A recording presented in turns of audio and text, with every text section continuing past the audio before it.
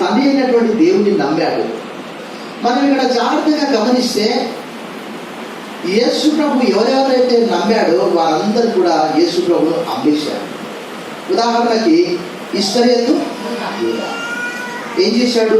30 వెండి నాణాలకు నేను యేసు ప్రభు వారిని అప్పగిస్తాను అని ఆ చేతులతో ఆ వెండి కాయిన్స్ తీసుకున్నాడు, ఆ నాణ్యాలు తీసుకున్నాడు. పేతురు ఏం చేశాడు? యేసు ప్రభు వారితో కూడా 3 సంవత్సరాల కంటే ఎక్కువగా ఉండి ఒక సమయం వచ్చినప్పుడు యేసు ప్రభు ఏం చేశాడు? తిరస్కరించాడు. మరి రోమా సైనికులు మనం చూస్తాము, అంటే ట్రస్ట్ అనే మాటకు రోమా సైనికులు ఏం చేశారు? యేసు ప్రభు వారిని చేతుల మీద కొట్టారు, తలపై కిరీటం పెట్టి, మనకు అంటే మూవీ చూస్తే మనకు అర్థమవుతుంది, అది పెట్టి ఏం చేశారు అంటే అలా సెట్ కావాలని. తర్వాత ఏం చేశారు? ఆయన పై వస్త్రం తీసేసి చేతులతో షీట్లు వేశారు. ఇంకేమన్నారు? చేతులతో పిడిగుదులు కొట్టి, నేను ఎవరు కొట్టారో ప్రవచించు, అంటే నువ్వు మెస్సియావు కదా, నీవు క్రీస్తు కదా, నీ ఇశ్రాయేలు రాజు కదా, నీకు జరగబోయేది తెలుసు కదా, జరిగింది తెలుసు కదా, జరుగుతున్నది తెలుసు కదా. పిలాతు ఏం చేశాడు?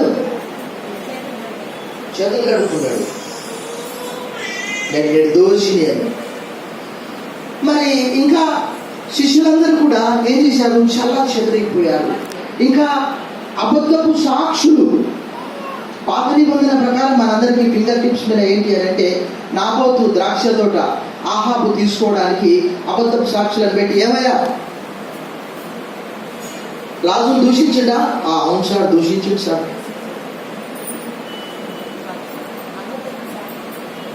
దేవుని వాక్యంలో ఏమని రాయబడ్డది? నిర్గమకాండము 23వ అధ్యాయంలో అక్కడ రాయబడ్డటువంటి మాట ఏంటి? నిర్గమకాండము 23వ అధ్యాయంలో రాయబడ్డటువంటి మాట 23:1. దేని వార్తను పుట్టింపకూడదు, అన్యాయపు సాక్ష్యము పలుకుటకై దుష్టునితో నీవు పనియకూడదు. న్యాయాన్ని త్రిప్పివేయడానికి గొప్పతో ప్రభునందు ప్రేమైనటువంటి వాళ్ళ, మనకు ఎక్కువ సమయం లేదు కానీ బైబిల్ అంతట్లో కూడా దేవుని మాట ఎప్పటికి కూడా నిరర్థకము కాలేదు అని లూకా 1:37 రాయబడ్డది. మరి మొట్టమొదటిగా మనము తండ్రి అయినటువంటి దేవునితో యేసుక్రీస్తు వారికి ఉన్నటువంటి ఒక సన్నిహిత సంబంధాన్ని చూశాము. రెండవదిగా చూస్తే ఆయన ఎవరికో అప్పచెప్పి